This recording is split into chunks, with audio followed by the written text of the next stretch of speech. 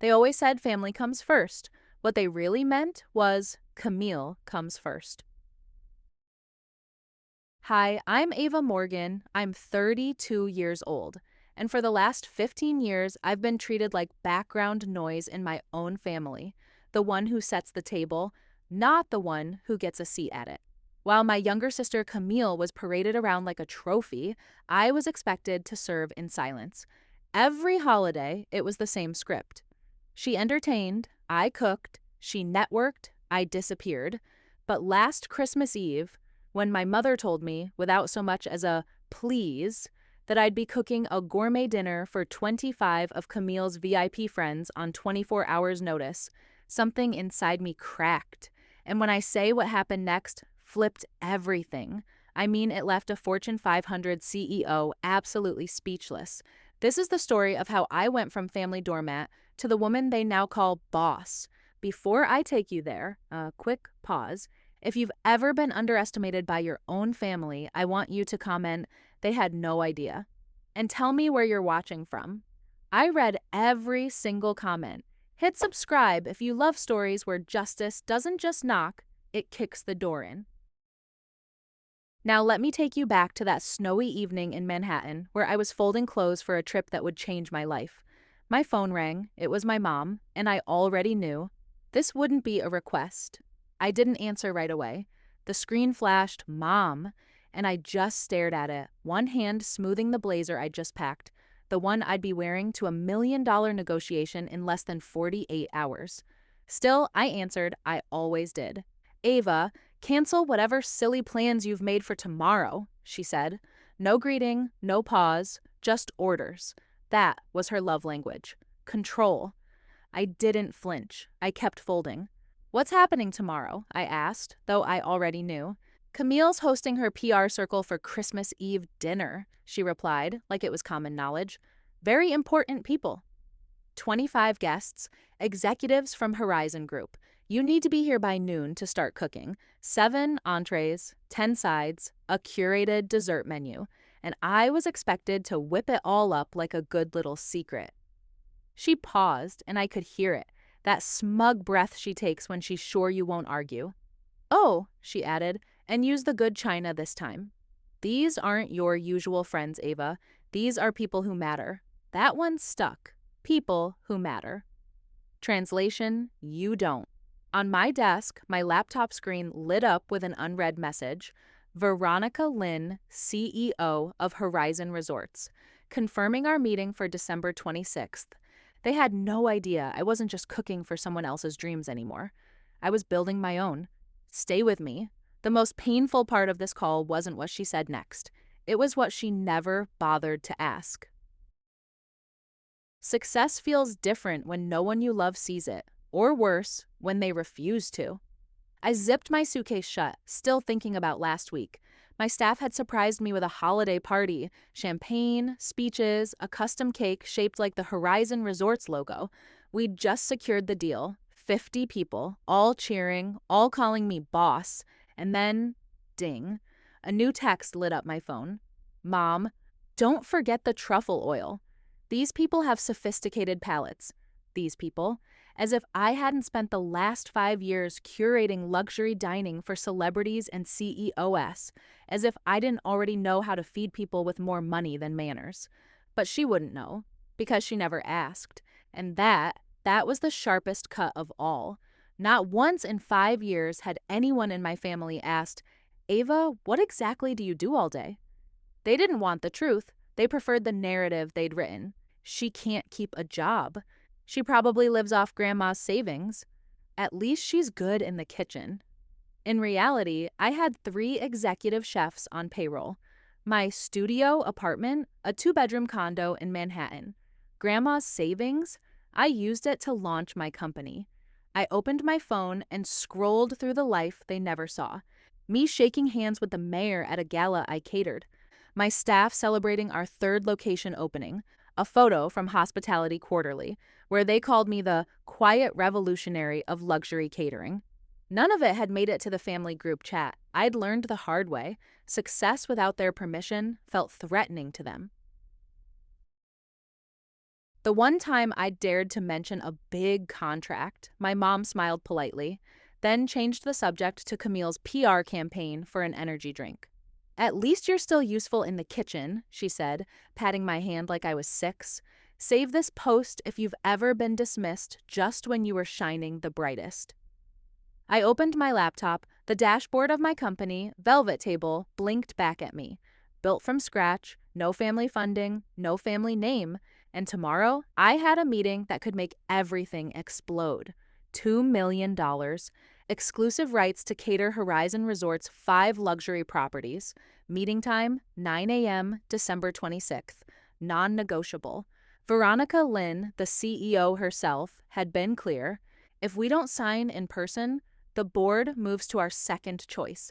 They didn't know I was that second choice's worst nightmare. Another email popped up. Subject line, urgent, Christmas Eve menu. My stomach twisted. I opened it. 7 main courses, 10 sides, wine pairings, garnish instructions, even dessert plating. She'd planned it all like a royal affair, down to the monogrammed silverware. The illusion mattered more to her than I ever had. And here I was, torn between 2 roles. Serve the woman who would make me a millionaire, or serve the one who still called me between jobs. A notification buzzed. Uber scheduled, JFK pickup at 6:30 p.m. I looked at the menu, then the contract, then my plane ticket. It wasn't even a decision anymore. I picked up my phone and called my mother. She answered immediately. Of course she did. Ava, she snapped, finally. Did you pack the good knives? No, Mom. I packed something better, a suit, for a meeting, for my company. Ava, enough with the fantasies. Camille needs you. You owe us. Owe you? For what? Letting me stay in a house where I was treated like staff? You're being dramatic. What do you even have to do tomorrow? Sit alone in that apartment again? I looked down at my business class ticket. I have a flight at 8 p.m. Well, cancel it. No. If you leave, she said, ice cold, don't bother coming back. I took a deep breath. That's your choice, not mine. Ever had someone try to guilt you out of your own opportunity? Yeah, me too. She tried to bargain. I'll pay you. How's $200? I almost laughed. My day rate as a private chef? $5,000. But she wouldn't know. She'd never asked. This is non-negotiable, Camille, I texted my sister. I'm not coming. Mom says she'll cut you off. Then she was never on. The next evening, as the plane lifted off from JFK at 8:07 p.m., I looked out the window. Connecticut's holiday lights blurred beneath me. Somewhere down there, my mother was probably scrambling to replace a daughter with a delivery order. I opened my laptop, replied to my assistant. Yes, tell Forbes the article runs the 27th. Perfect timing.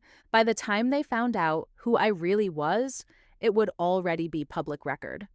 My assistant texted again. Forbes wants to know, will you include your family's reaction in the article? I stared at the screen for a moment, thumb hovering. My response was short. Tell them the breakdown has already started. It was 7 p.m. sharp. The guests were arriving at my parents' house. Crisp coats, business cards, expectations high. Investment bankers, PR execs, and most importantly, Veronica Lynn, CEO of Horizon Resorts. They came for an elegant, home-cooked Christmas Eve dinner, the kind my mother had been bragging about for weeks. But instead of hors d'oeuvres and filet mignon, they got pizza. At 7:23 p.m., Camille texted, we're ordering Papa John's. Do you understand what you've done? At 7:47 p.m., Mom just told everyone you're unreliable. She's blaming you. Again. Meanwhile, I stood at the gates of the Horizon Resort flagship property in Miami, in heels, in control, and in my power. I was early and ready. I hadn't expected Veronica to walk into the boardroom with a story, but she did. Ava, she said, tired but warm, I have to apologize. I just came from the most bizarre holiday party I've ever attended. Connecticut. My heart didn't skip a beat. I'd rehearsed this moment 1,000 times. Oh, I said, calm. What happened? She shook her head. Someone actually tried to pitch me PR services while serving Papa John's on china that probably costs more than most people's rent. Did you stay long? I asked. 20 minutes. The hostess was too busy making excuses about her absent sister to actually host. Honestly, it was the most unprofessional thing I've ever seen. And then she said it.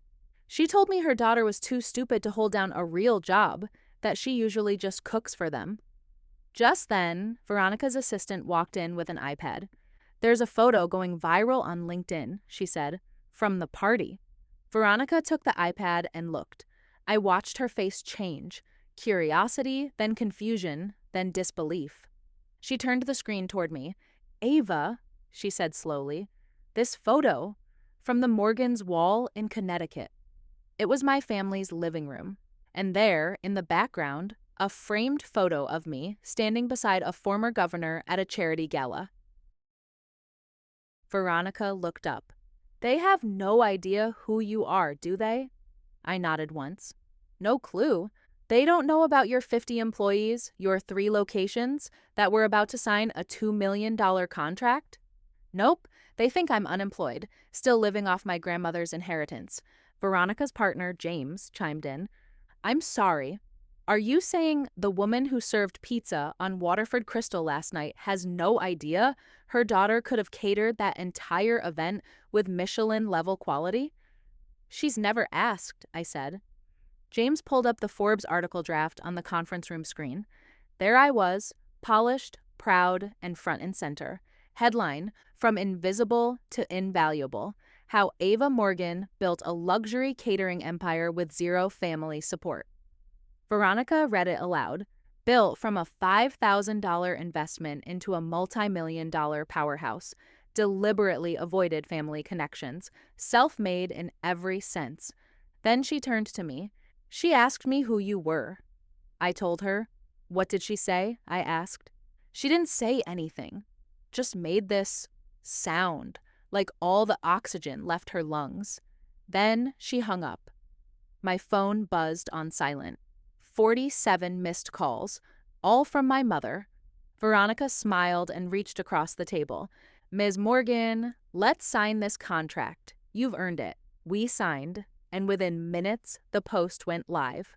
Thrilled to announce our new partnership with Velvet Table and its brilliant CEO, Ava Morgan, a woman who built her empire from scratch. Her team's excellence will redefine luxury dining at Horizon Resorts. The likes came in fast. So did the messages. Old clients, industry peers, executives I hadn't spoken to in months. Finally, I felt seen. Later that evening, I returned the call. She answered before the first ring even finished. She was crying, actually crying. How could you do this to us? Do what exactly? I asked. Humiliate us, Veronica Lynn told everyone at the country club. People are asking how we didn't know. They're asking why we've never spoken about our successful daughter. You never asked, I said softly. You assumed I was a failure. And that was easier than knowing me. We asked, she insisted. You said you cooked sometimes. I own a company, I said. For 5 years, you've introduced me like I was Camille's assistant. You never saw me as anything more. So, what do you want from us now? She asked. Nothing, I said. And that's the point. I hung up. Forbes would publish the article at midnight. The quote that would break them was buried in paragraph 3. My family assumed I was unemployed. It was easier to build an empire in silence than to fight their assumptions. He said he'd seen the business registration years ago. One of my documents had ended up in the mail at their house. He knew.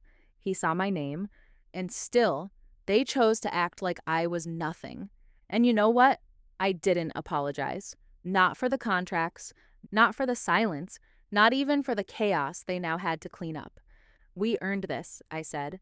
Every deal, every dollar, every single consequence.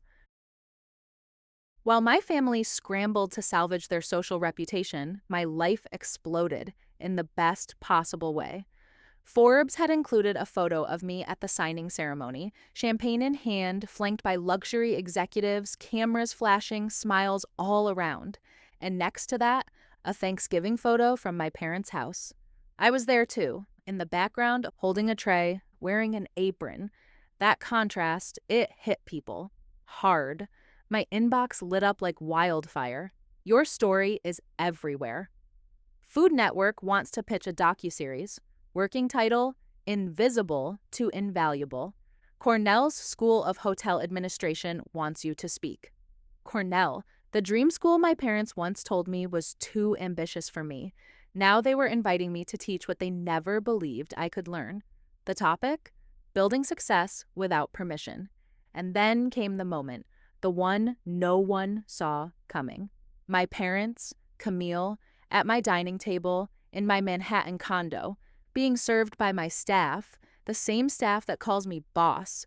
They looked so small, not because I'd made them feel that way, but because they were finally seeing me clearly. My mother's eyes welled up. "Ava," she whispered, "we've lost everything. My reputation, Camille's clients. That's not my responsibility," I said gently. My father, quiet for once, nodded. "We're not here to blame you," he said. "We're here to ask for a second chance." Even Camille spoke. "I was jealous. You were always better, but Mom made me feel important by making you feel small. I see now how wrong that was." I nodded once, but I didn't soften. "I'm not angry," I said. "I'm clear. You're not entitled to me. I'm your daughter, not your servant. Your sister, not your staff. Those are my terms." That day marked a shift. Not because I cooked, but because I never would again. And they knew it. As we sat there, me in my own home, them at my table, the role reversal was impossible to ignore. But this wasn't revenge. This was truth. I raised my glass. Success doesn't need permission. Self-worth doesn't need validation. And respect, that's non-negotiable. My mother nodded slowly. She finally understood, maybe for the first time. If this story resonated with you, if you've ever chosen your truth over someone else's comfort, share it. Your experience might be the one that frees someone else. And if you believe everyone deserves respect, no matter their title, no matter their role, share this video. Someone needs to hear it today. And remember, you're not obligated to set yourself on fire to keep others warm. In the end, I didn't need applause. I didn't need apologies either. What I needed, what I claimed, was clarity. For years, I thought keeping the peace meant staying quiet. But silence was never peace. It was a cage. I didn't build Velvet Table out of spite. I built it out of vision, discipline, and a hunger to be more than someone's afterthought. And when that vision collided with the version of me they had decided on, the quiet daughter, the disposable one, the help, the illusion cracked, not because I shouted louder, but because I refused to shrink. So if you're watching this, wondering when it's your turn to be seen, stop waiting for permission. Stop waiting for recognition. Build it anyway. Let them find out later. And when they do, stay gracious. But never again. Be small. Until next time, this is Ava Morgan reminding you, know your worth and then add tax.